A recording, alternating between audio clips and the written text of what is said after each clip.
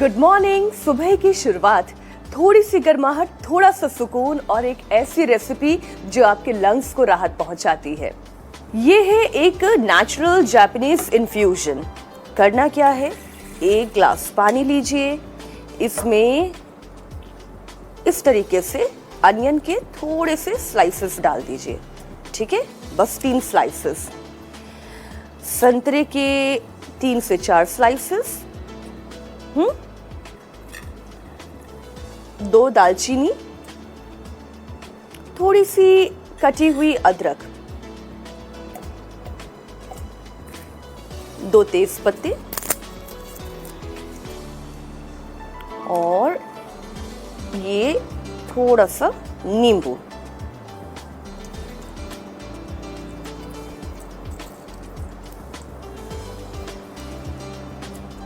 अब बस इसे उबलने दीजिए। लीजिए, बस 15 मिनट में ये जापानीज इन्फ्यूजन हो गया तैयार। सुबह खाली पेट बस 1 कप। और ये ना सिर्फ आपकी लंग्स इन्फ्लेमेशन को दूर करेगा बल्कि आपके गले को भी राहत देगा।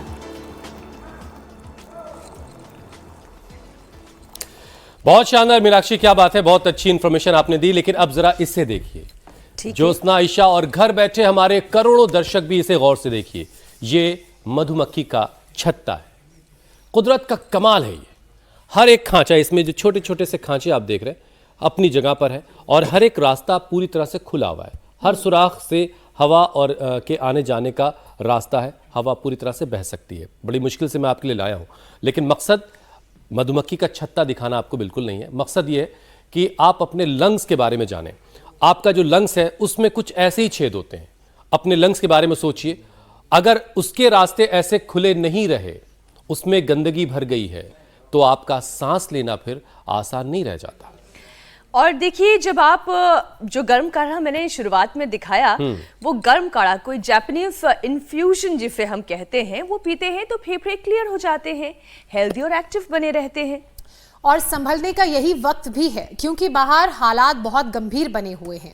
नए साल से पहले पहाड़ों में जमकर बर्फबारी हो रही है, सर्द हवाओं का दौर जारी है, ऊपर से कोहरा और पोल्यूशन। ये जो डबल अटैक है, ये लंग्स और पूरे के पूरे रेस्पिरेटरी ट्रैक पर हमला कर रहा है। ऐसे मौसम में जरा सी लापरवाही सांसों की इमरजेंसी ला सकती है।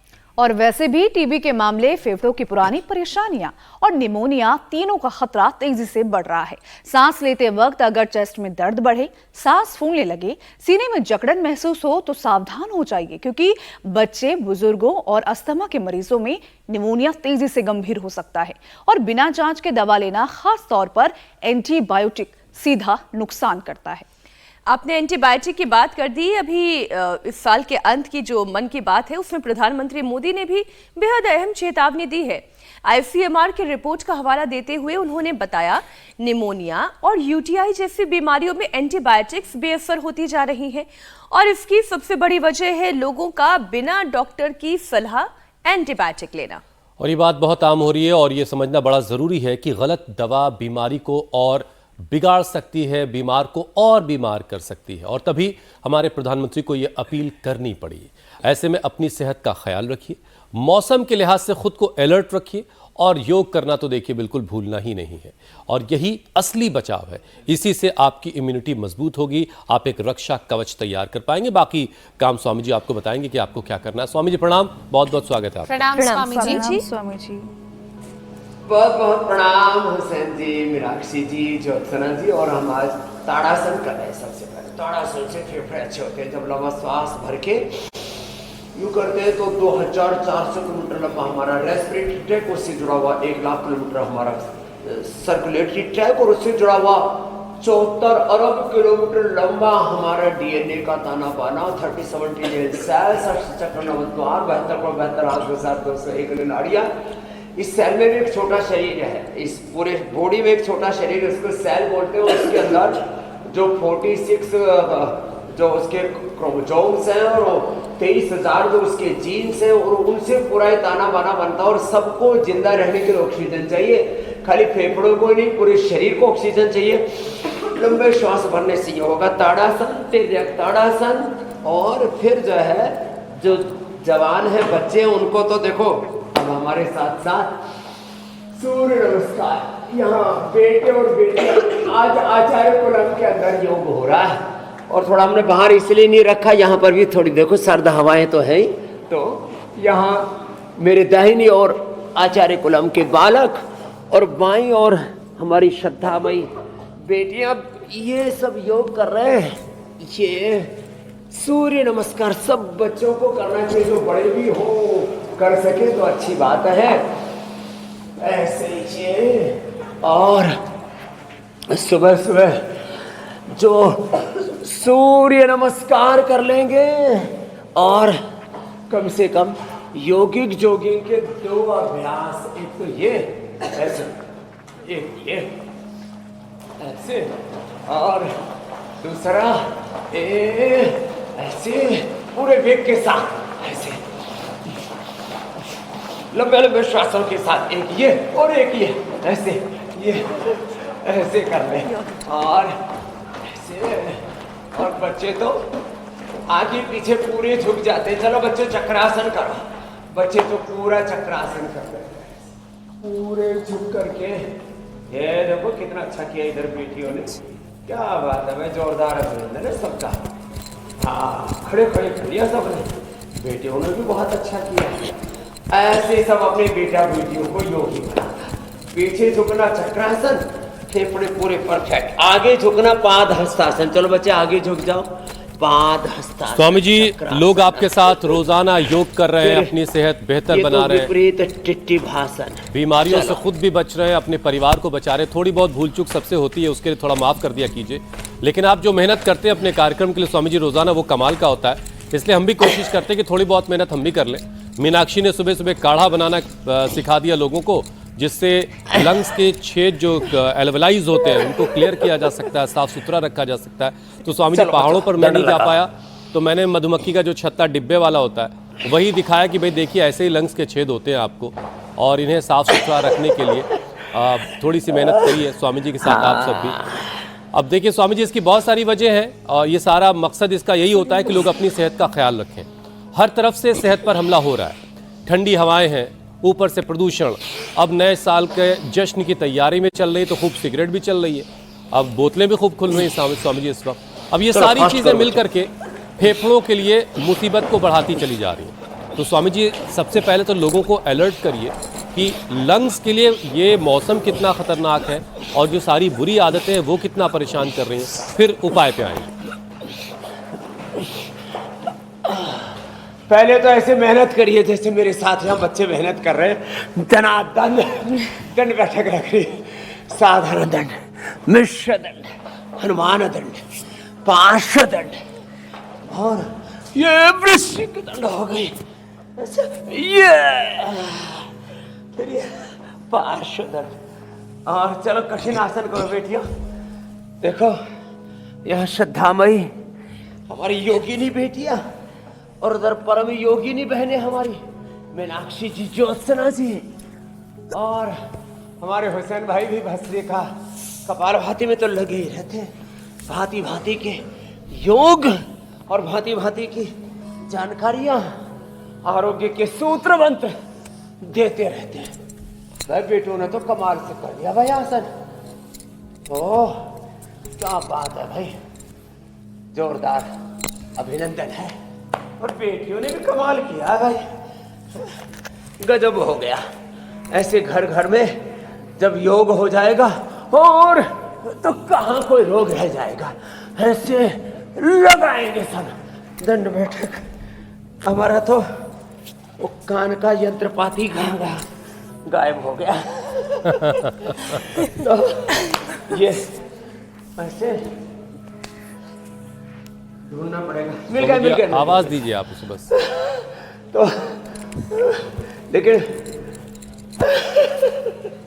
बेटियों का योग देख करके, इन बच्चों का योग देख करके ऐसा लगता है सारे हिंदुस्तान को ऐसे ही ये योग मार्ग अपनाना चाहिए, ऐसे योग करना चाहिए। अच्छा स्वामी जी, अक्सर कुछ वीडियोस में हमने देखा है कि जो हेल्दी लोग होते हैं उनका लंग्स जो है बिल्कुल साफ सा दिख रहा होता है, और जो लोग बहुत सिगरेट विगरेट और धुएं धक्कड़ में रहते हैं उनके लंग्स में तो निचोड़ा, मतलब वो दिखाया, पता नहीं वो आर्टिफिशियल होता है कैसा होता है, और उसमें से डार जैसी, तारकोल जैसी कोई चीज निकल रही है। वाकई ऐसा होता है क्या?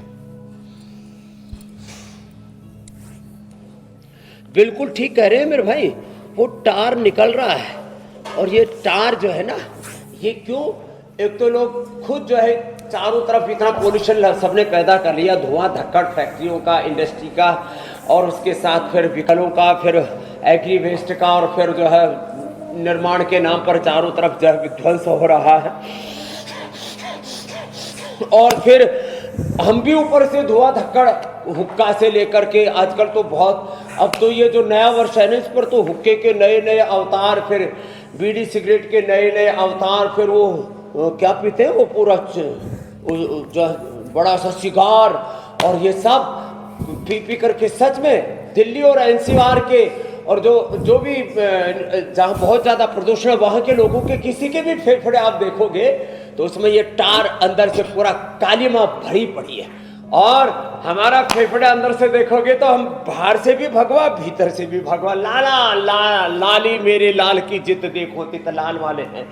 तो ये सुबह उठ करके शंखवादन करें, सुबह उठ करके हमारे साथ इंडिया टीवी पर प्राणायाम करें, और जिनके फेफड़े कंप्रोमाइज हो चुके हैं थोड़े, तो स्वासारी ब्रोनकोम, स्वासारी क्वाद, स्वासारी प्रवाही, स्वासारी अवरेह ब्रोनकोम। स्वामी जी, प्रभु से आज विनती कर लेता हूं, जैसे वो कुछ डिब्बों पे अगर अंदर की चीज नहीं दिखाई दे रही होती तो एक हिस्सा ट्रांसपेरेंट सा रखा जाता है, अंदर की चीज दिखाई दे, तो प्रभु जी हमारे शरीर में एक छोटा सा कोई ट्रांसपेरेंट हिस्सा भी बना दें ताकि हम अंदर झांक के देख पाएं कि अंदर के ऑर्गन्स की क्या हालत है। वरना सीटी स्कैन और एक्सरे की जरूरत पड़ती है, लोगों को वहां जाना पड़ता है। ऐसा कोई अगर चीज हो जाए तो फिर कमाल ही हो जाएगा। फिर उस ट्रांसपेरेंट ऑर्गन का भी बड़ा ख्याल रखना पड़ जाएगा कि उसकी ट्रांसपेरेंसी बनी रहे। नहीं, वैसे ये तोहफा जो आप मांगना चाह रहे हैं प्रभु से हुसैन, वो दिया है प्रभु ने, हम नजरअंदाज करते हैं, हम अपने शरीर की सुनते नहीं है। अगर हम थोड़ा सा सिग्नलिंग सिस्टम की को बात समझे सुने तो सब पता चलता है। खैर, दोनों अलग अलग दिशाओं की, मैं थोड़ा सा उससे एक तरह का सटायर के उसमें लेके जा रहा था। बहरहाल स्वामी जी, देखिए प्रधानमंत्री हमारे मन की बात करते हैं और उस मन की बात में जन जन की बात शामिल होती है। उष्ट्रासन करो बेटिया। स्वामी जी, प्रधानमंत्री नरेंद्र मोदी ने इस बार जब मन की बात की तो उसमें देशवासियों को एंटीबायोटिक के गलत इस्तेमाल को लेकर के आगाह किया, अलर्ट किया। आईसीएमआर की रिपोर्ट का उन्होंने हवाला भी दिया और उन्होंने बताया कि यूटीआई और निमोनिया जैसी बीमारियों में कई एंटीबायोटिक्स ऐसी हैं जो बेअसर हो रही हैं, जिन्होंने रेजिस्टेंस हो चुकी है जो, और ये जो कंडीशन है ये सेहत के लिहाज से बेहद गंभीर मानी जाती है कि जब दवाएं किसी बीमारी पर असर ही नहीं करेंगी तो उस बीमारी का इलाज कैसे होगा। तो स्वामी जी, जरा ये एंटीबायोटिक का इस्तेमाल देश के प्रधानमंत्री जी ने जो 3 बातें कही है ना, मैं सबका उस पर और विशेष ध्यान आकर्षित करना चाहता हूं। एक तो जो एंटीबायोटिक्स ज्यादा ले रहे हैं ना, टाइप 1 बच्चों में टाइप 1 डायबिटीज, बच्चों को भयंकर लीवर की, किडनी की समस्याएं और उनके पूरे पाचन तंत्र का भट्ठा बैठ गया है। एक बात सेहत के लिए बहुत जरूरी है। दूसरी, प्रधानमंत्री जी बात कहते हैं विशेष परिस्थितियों में योग, आयुर्वेद, नेचुरोपैथी में तुम्हारा समस्याओं का समाधान सन्निहित है। विशेष परिस्थितियों में जेनरिक दवाई लिया करो। ये पेटेंट दवाइयों के नाम पर एक तो बहुत महंगी महंगी दवाइयां, और उन्हीं जेनरिक दवाई का कोई नकली वर्जन नहीं होता, इतनी सस्ती होती है कोई नकली बनाएगा ही नहीं।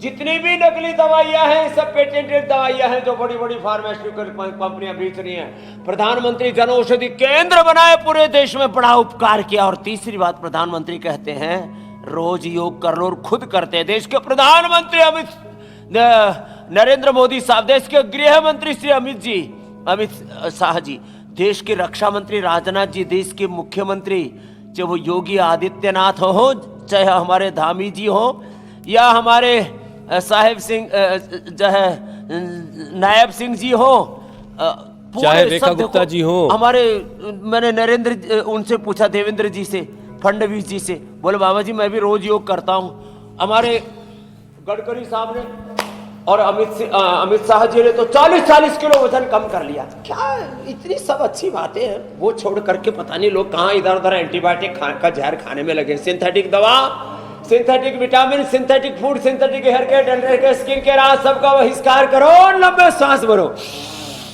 जो ऐसे कठिन कठिन योग ना कर पाए कोई बात नहीं, बच्चे भी कर रहे हैं, बेटियां कर रही हैं, प्राणायाम तो करो, हमारी प्रिंसिपल साहिबा कर रही है। करो जी, स्वाति जी,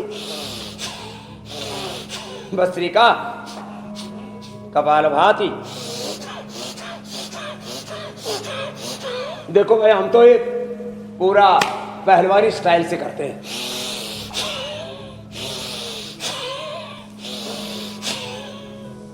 ये जबरदस्त है। हाँ, पहली बार इतनी कस के मत खींच लीजिएगा, पता लगा अंदर से कोई बाहर चीज बाहर आ गई तो बड़ी दुश्वारी होगी। पहले धीरे धीरे शुरुआत कीजिए और उसके बाद स्वामी जी के साथ थोड़ा सा तालमेल बिठाने की कोशिश कीजिए, क्योंकि हर चीज़ में वार्म अप का बड़ा अहम रोल है। ये बाज़ वक्त मीनाक्षी भी बताती रही है, स्वामी जी तो खैर कहती हैं। अच्छा स्वामी जी, देखिए, लोग बिना डॉक्टर की सलाह के एंटीबायोटिक लेना बहुत आम सा बना चुके हैं। लोगों के घरों में एक दवाओं का डिब्बा, उसमें एंटीबायोटिक्स भी रखी है, उसमें दर्द की दवाएं भी रखी है, और जब जरा सा कुछ हुआ बस खा लिया। अब योग और आयुर्वेद के नजरिए से यह आदत इम्यूनिटी और बॉडी के डिफेंस सिस्टम को ही नुकसान पहुंचा रही होती है। स्वामी जी, जैसे एंटीबायोटिक का इस्तेमाल आप बार बार कहते हैं कि बहुत नुकसान करता है, इतना आम कर देना उसका इस्तेमाल, वैसे ही आयुर्वेदिक उपाय, काढ़ा या नुस्खा भी डॉक्टर वैद्य की निगरानी में लेना चाहिए, क्योंकि कहते हैं ना कि बिना गुरु के जो ज्ञान होता है वो ज्ञान नहीं होता है, वो आधा अधूरा। देखो, अब दो बातें हैं। एक तो जो है इमरजेंसी के तौर पर ही हमने, देखो पतंजलि में ना इमरजेंसी एंड एक्यूट मैनेजमेंट के लिए, क्रिटिकल केयर के लिए हॉस्पिटल बना रखा है। हमारे पास MBBS MD डॉक्टर है, ब्रेन सर्जरी से लेकर के हार्ट सर्जरी से लेकर के आँखों की, लीवर की, किडनी की, घुटनों की, कमर की, स्पाइन की सारी सर्जरी हमने रखी हुई है। हम एंटीबायोटिक भी हमने अभी रखी हुई है, हमने लाइफ सेविंग ड्रग्स भी रखे हुए। इमरजेंसी के तौर पर इनका इस्तेमाल किया जाता है, और लोग थोक के भाव इनको खा रहे हैं, और उससे उनकी इम्यूनिटी तो खत्म हो रही है, लीवर, किडनी और जीवनीय शक्ति खत्म हो रही है। तो एक तो भाई अपना भस्त्रिका करो। जहां तक रही बात आयुर्वेद की, अति सर्वत्र वर्जित, ज्यादा मात्रा में तो घी भी नहीं खाना चाहिए, ज्यादा मात्रा में पानी भी नहीं पीना चाहिए, ज्यादा मात्रा में खाना भी नहीं खाना चाहिए, ज्यादा बोलना भी नहीं चाहिए और चुप भी नहीं रहना चाहिए। सब जगह बैलेंस। सब जगह बैलेंस। तो ऐसे ही आयुर्वेद में कुछ चीजें ऐसी हैं, 99% चीजें ऐसी हैं वैसे तो, जिनको आप थोड़ी थोड़ी मात्रा में ले सकते हैं। हल्दी है, तुलसी है, अदरक है और गिलोय है। अब एक बेंगलोर की बात है, एक आदमी 1 गिलास जूस पी गया अदरक का और मर गया। तो भैया 1 गिलास नहीं पिया जाता है जूस अदरक का, 1 चम्मच पिया जाता है। अब 1 गिलास जूस पिएगा तो बॉडी में रिएक्शन होगा ही ना। ऐसे ही गिलोय का, तुलसी का, हल्दी का, अदरक का, अश्वगंधा का, शतावर का, सफेद मूसले का, केसर का, अब शिलाजीत को खा जाएगा। मकरासन, भुजंगासन तो आराम से करना, तो उबल जाएगा ना शरीर, मरेगा तो नहीं लेकिन शरीर तो उबल जाएगा। हाँ, लो बीपी वाले का बीपी हाई हो सकता है बहुत ज़्यादा, तो शिलाजीत है। अब जैसे केसर है, अब यहाँ शिलाजीत यहाँ भी रखी है। कोई भी चीज़ एक मात्रा में सेवन करें और बड़ी बीमारी हो जाती है। जब क्रोनिक लीवर की, क्रोनिक किडनी की, chronic BP, sugar, thyroid, asthma, arthritis की प्रॉब्लम है, क्रोनिक स्किन डिजीज है, तो फिर डॉक्टर के वैद्य की सलाह जरूरी है।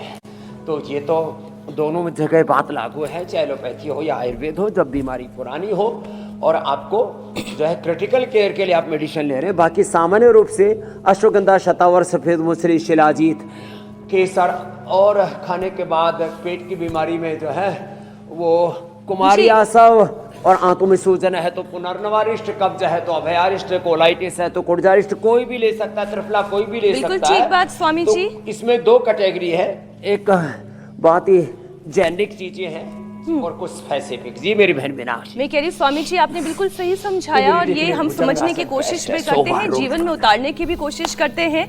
अति भली ना बोलना, अति भली ना चुप। तो हर चीज की अति जो है वो खतरनाक है, इसलिए सब कुछ समत्व भाव में होना चाहिए। अच्छा स्वामी जी, ठंड में सुबह शाम सांस फूलना, सीने में जकड़न और खांसी का बढ़ जाना, लोग इन्हें बड़ा मामूली समझ लेते हैं, लेकिन ये कब निमोनिया का खतरा बन जाते हैं ये पता नहीं चलता। और निमोनिया तो ऐसी परेशानी है, बहुत छोटे बच्चों से लेकर बड़े बुजुर्गों में ये आम है। निमोनिया के लिए स्वामी जी पहले तो लक्षण कैसे शुरुआत में ही समझ लें, और फिर आयुर्वेदिक उपचार क्या करें? तो थोड़ी सी ठंड लगी तो सर्दी जुकाम हुआ, ज़्यादा अंदर तक कफ जम गया तो फिर जो है एकदम रेस्पिरेटरी सिस्टम का अटैक सा पड़ जाता है। पुराना कफ हो गया तो दमा हो जाता है, नाक में वो कफ आ गया यहाँ तक टेढ़ा मेढ़ा कर देता है तो साइनोसाइटिस हो जाता है। बालों में उतर गया वही नजला तो बाल सफ़ेद कर जाता है। आंखों में उतर गया तो आंखों की रोशनी हर लेता है, आंखों पर मोटे मोटे चश्मे चढ़ जाते हैं। वही कफ वही नज़ला पूरे शरीर में फैल गया तो इन्फ्लेमेशन हो गया, कहीं जाकर के वही इन्फ्लेमेशन इकट्ठा हो गया तो गांठ हो जाती है। तो जितने भी शरीर में गांठें हैं, सिस्ट है, जितने भी शरीर में इन्फ्लेमेशंस हैं और जो है ये जो मोटापा है, ये कफ बढ़ने का ही परिणाम है। तो कफ वालों को एक तो चिकनाई बंद करनी पड़ेगी और एक ठंडी चीज़ें बंद करनी पड़ेंगी। और दूसरी बात जो है, जब एकदम छाती जकड़ सी जाए और उसमें पेन होने लगे तो समझ लेना अब ये निमोनिया हो गया है। कहते हैं बच्चों को पसली चलने लगे और बच्चों की जब बड़ों की खांसी ना रुके और उसके अंदर पेन भी होने लगे तब ये निमोनिया है। निमोनिया क्या हो, कफ अंदर जम गया, अभी निकल ही नहीं रहा है, पुराना निकल नहीं रहा है और नया रोज बनता जा रहा है और अंदर जो है वो इन्फ्लेमेशन, वो जो है वो श्लेष्मा वो अंदर इकट्ठा होता चला जा रहा है। उसके लिए एक तो ब्रोनकोम और कंठामृत चूसे, स्वासारी बटिया, स्वासारी गोल्ड ये ले ले, स्वासारी का ही काढ़ा पिए। और ज़्यादा ही कफ जम जाता है तो हम पीपल, पीपरा, मूल, चित्रक, चव्वे, सोंठ, आयुर्वेद में इसको कहते हैं पंचकोल। ये अत्यंत कफनाशक है। पंचकोल का काढ़ा पिए। सामान्य रूप से तो स्वासारी क्वाथ से बात बन जाती है, भुजंगासन और ये धनुरासन, पूरा बच्चे तो पूर्ण धनुरासन आदि भी करते हैं, हाँ, लेकिन सामान्य से ही बात बन जाएगी। इतना शीतबंधासन, चक्रासन, ये सब तो रोज की दिनचर्या का हिस्सा है। तो ये हो जाए तो क्या करें। फिर आयुर्वेद में है त्रिकुटा, त्रिकुटा, सोठ, पीपल, काली मिर्चा भी पंचकोल बताया। पीपल, पीपला, मूल, चित्रक, चव्वे, सोठ पंचकोल है। सोठ, पीपल, काली मिर्चे, त्रिकुटा, सीतोपलादि, फिर श्वासारी पाउडर हमने बनाए ये। और बहुत ज्यादा गला अंदर से रुध गया है, आवाज तक बंद हो जाती है तो बहेड़ा और दे देते हैं। त्रिकुटा, सीतोपलादि, श्वासारी और बहेड़ा पाउडर मिक्स करके इसमें अभ्रक भस्म मिला दे 5-10 ग्राम, 20-20 ग्राम वो लिया और 5-10 ग्राम अभ्रक भस्म, 5-10 ग्राम गोदंती और 5 ग्राम इसको बहुत ही प्रभावी बनाने के लिए स्वर्ण वसंत माल्टी मिला दे और फिर खा ले। ओहो, एकदम से निमोनिया खत्म। तो अपनी छाती को जकड़ से बचाइए। उसमें स्वर्ण भस्म यदि मिला देते हैं, स्वर्ण वसंत माल्टी मिला देते हैं तो एकदम से जीवन में वसंत आ जाता है। जी मेरे भाई। स्वामी जी, वही मैं कह रहा था दर्शकों से कि अपनी छाती को जकड़ से बचाइए और अपने आप को ज्ञान के अकड़ से बचाइए। 2-4 स्वामी जी के शो देखने के बाद, कार्यक्रम देखने के बाद अपने आप को वैध मत समझने लगिए।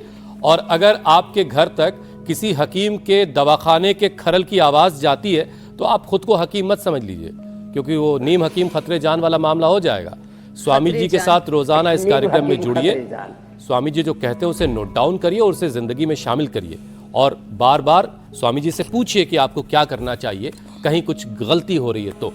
स्वामी जी, अब देखिए पहाड़ों में इस वक्त बर्फबारी हो रही है, मैदानी इलाकों में कोहरा, प्रदूषण से अस्थमा, एलर्जी और ब्रोंकाइटिस के मरीजों का हाल बेहाल है। पोल्यूशन ने ऊपर से और मामला खराब ही कर रखा है। योगाभ्यास तो स्वामी जी रोज हो ही रहा है, लेकिन इस मौसम में लोगों का दिन कैसे शुरू होना चाहिए, दिन भर वो कैसे अपनी जिंदगी को आगे बढ़ाएं और किन किन चीजों से खुद को बचाएं और किन चीजों को अपनाएं। देखो, अब ये कठिन कठिन आसन ना हो पाए तो कोई बात नहीं, बच्चे तो कर रहे हैं, इधर लगे हुए हैं, हमारी बेटियां भी लगी हुई है भाई, अजब गजब अभ्यास कर रहे हैं बच्चे और पढ़ाई भी बहुत अच्छी करते हैं।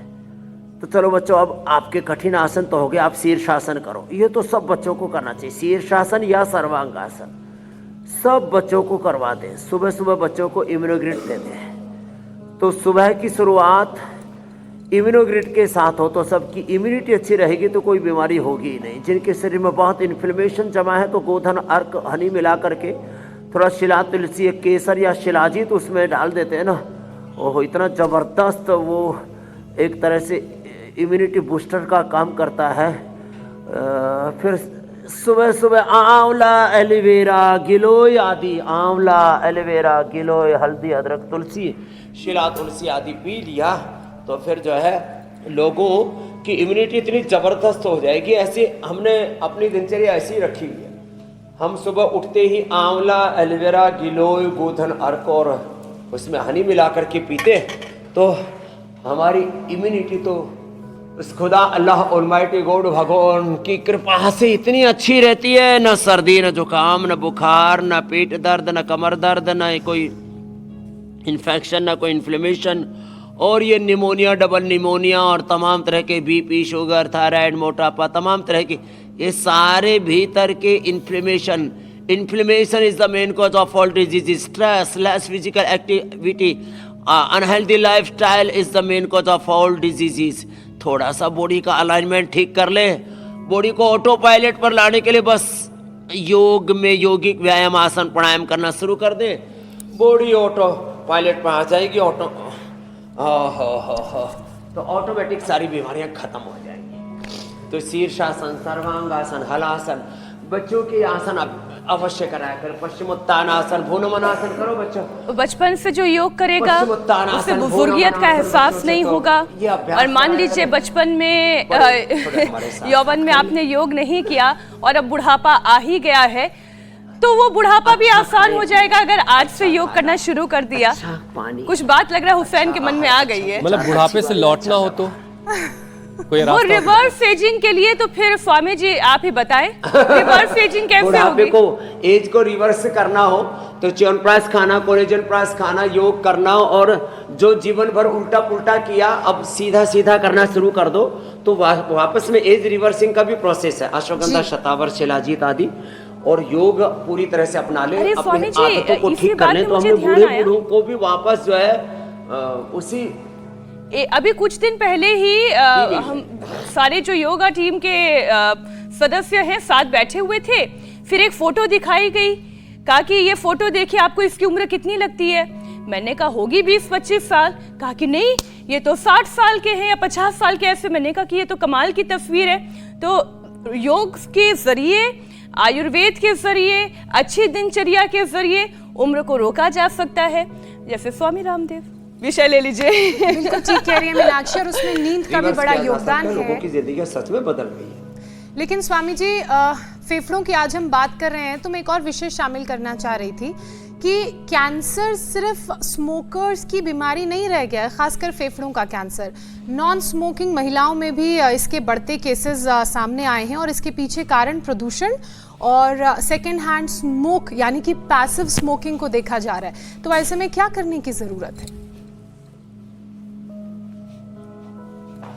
तो देखो इसमें क्या है, अपने फेफड़ों को इतना मजबूत बना लो। गोमुखासन भी इसलिए कर रहे हैं हम। ये गोमुखासन बहुत ही जबरदस्त है। चलो बेटियों आप भी सब गोमुखासन कर लो। आपने कठिन कठिन आसन बहुत अच्छे किए, अब सरल सरल भी कर लो। ये चलो जी, स्वाति जी आप भी ये करो।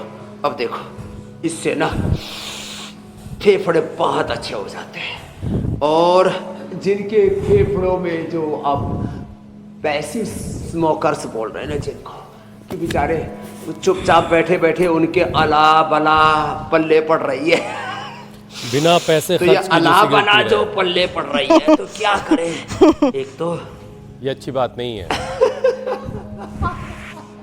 पैसे कोई खर्च करे, मजे आप। उनको प्राणायाम करना है। जब ऐसे जोर का धक्का लगता है सब अंदर की अला बला बाहर निकल जाएगी, अला बला टल जाएगी। तो ये तरीका है मेरे भाई हुसैन जी। जी स्वामी जी। ये बहुत जबरदस्त तरीका है कि हम जब ऐसे लंबे लंबे श्वास भरते हैं ना, कफेष्टी, और हम तो मुलेठी, काली मिर्च, लौंग, इलायची, दालचीनी और उसके अंदर जावित्री और थोड़ा कपूर ये डाल करके उसका धूमने से भी करा देते हैं। और उसमें अणु तेल से, ज्योतिषमती से, सरसों के तेल से नस्य करा देते हैं, जल नीति, सूत्र नीति करा देते हैं। गरम गरम घी या तेल से फेफड़ों पर ऐसे मसाज कर देते हैं, लंग बस्ती भी कर देते हैं। पूरा अंदर का कूड़ा कचरा साफ। जब फेफड़े मजबूत होंगे तो उसके अंदर कफ नहीं जमेगा। लीवर मजबूत होगा तो उसके ऊपर फैटी लीवर की परत नहीं जमेगी। फेफड़ा, लीवर, किडनी मजबूत होगी तो इसमें भी इन्फ्लेमेशन नहीं आएगा, पेनक्रियाज में इन्फ्लेमेशन नहीं आएगा। और हार्ट मजबूत होगा तो हार्ट में भी ब्लॉकेज नहीं जमे। कूड़ा कचरा वहीं जमता है, कोई चीज चिपकती वहीं है जहां कमजोरी होती है। ताकतवर आदमी तो सब चीजों को अलावला को सब फेंक देता है। अब जैसे हमारे शरीर पर कोई चीज पड़ी हो तो हम हाथ से हटा देंगे ना, तो शरीर में एक सेल्फ हाइजीन का प्रोसेस है, वो प्राणायाम से इतना जबरदस्त हो जाता है। ऑटोफेजी, माइटोफेजी, और एक एक सेल अपना प्रोटेक्शन करता है। Each and every cell of our body is a warrior, और वो मस्तिका से योद्धा की तरह हमारा शरीर अहोम इंद्रो न पराजिज्ञे, सर्दी, गर्मी, आंधी, तूफान, रोगों के अलाबला सब टल जाएगी मेरे भैया। स्वामी जी, सारी बीमारियां टलेंगी, लेकिन मैं सोच रहा था कि ये घड़ी की सुई जो है ये अपनी रफ्तार से दौड़ती रहती है, जबकि हमारी गाड़ियों की रफ्तार पर आजकल ब्रेक सी लगी हुई है, हर तरफ इतना कोहरा, इतना फॉग है। लेकिन ये घड़ी की सुई जो है, इस पर फॉग का कोई असर नहीं पड़ता, इसीलिए हमें आगे बढ़ना होगा। और ये प्राणायाम की जिम्मेदारी दर्शकों के और मीनाक्षी, ज्योत्सना, ईशा के हवाले करके अब बारी संजीवनी की है।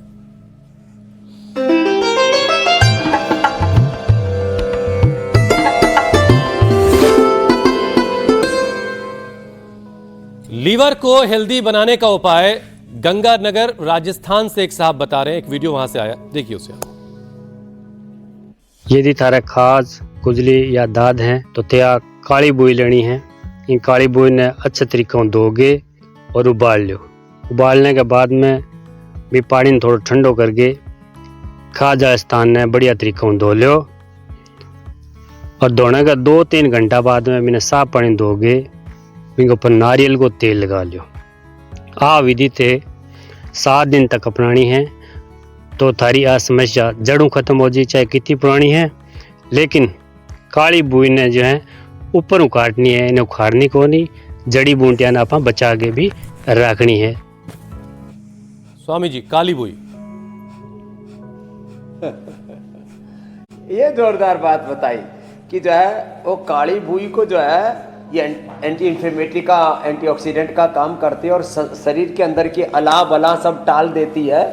और जिनको ये काली बुई सब जगह ना मिले तो ये काली मकोई ले लो, हाँ, और ऊपर से काट लो तो अंदर से फिर जड़ी बूटी नहीं उगाएगी, खत्म भी नहीं होगी। तो कितनी अच्छी बात बताई राजेश बिश्नोई जी, के लिए अभिनंदन है।